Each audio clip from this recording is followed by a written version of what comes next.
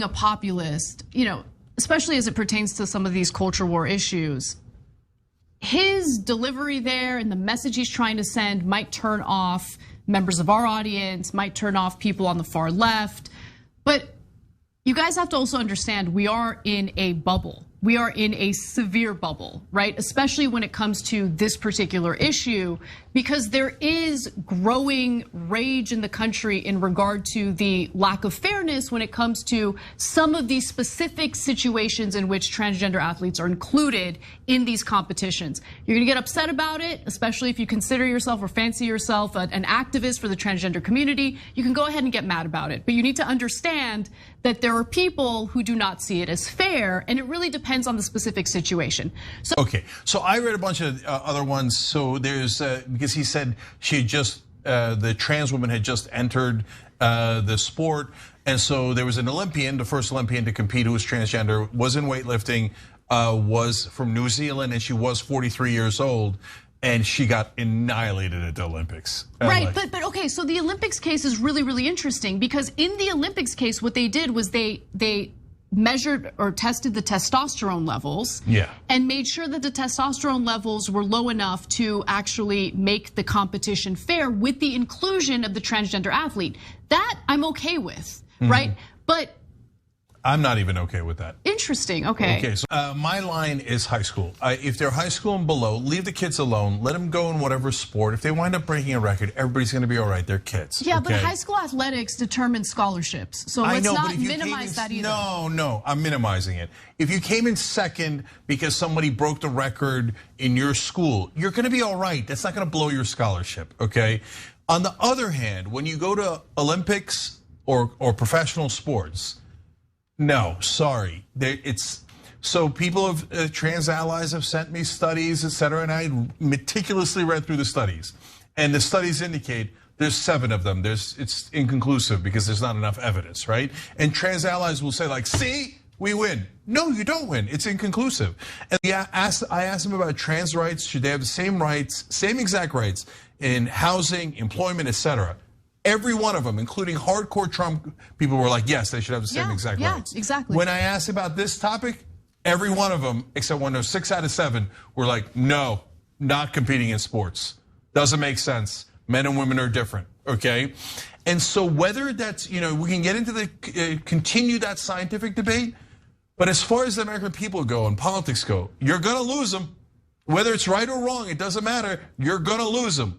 Okay, and that what I just saw with my own eyes is not an anecdote. The polling bears it out. Yeah. This is not a winning issue for us. It is what it is. You do what you want with that information. Well, the advocates and activists for the transgender community would respond with, we don't care about the politics, right? We don't care okay, about- but then don't come. No, I gotta say it. Let me just finish my thought, Cenk, for 1 second. Go ahead. Okay, they'll say that, but okay, you don't care about the politics?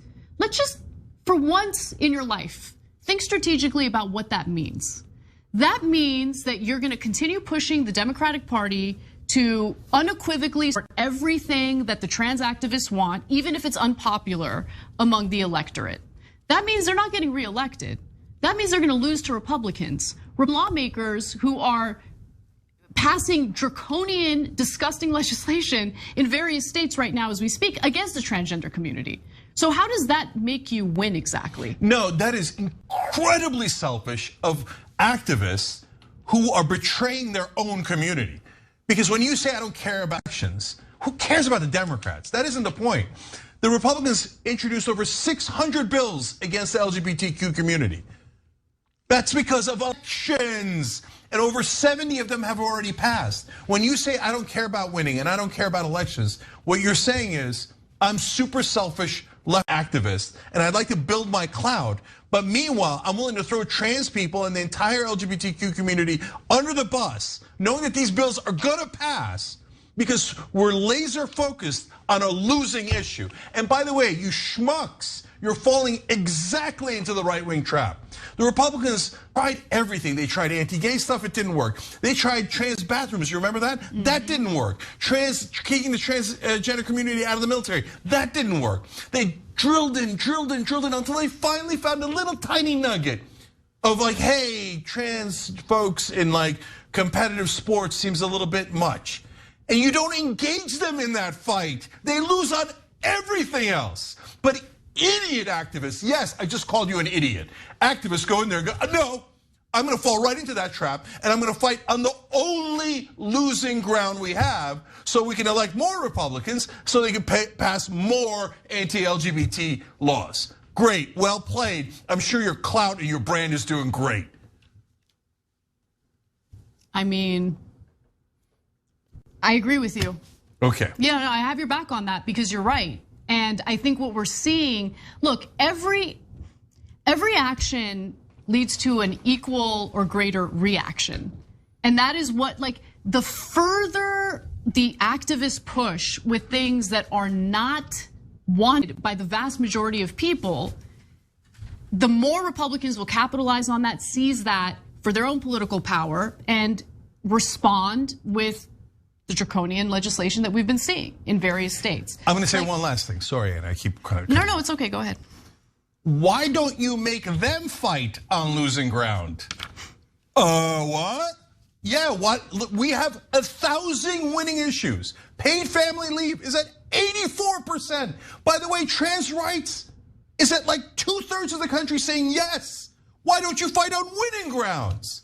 Trump trying to ban trans people from risking their lives to serve in the US military. That is winning ground for us. Nope, I don't want to fight on winning ground. I want to be an idiot and go, which way ground does Tucker Carlson want me to fight on? I'll go fight on that ground.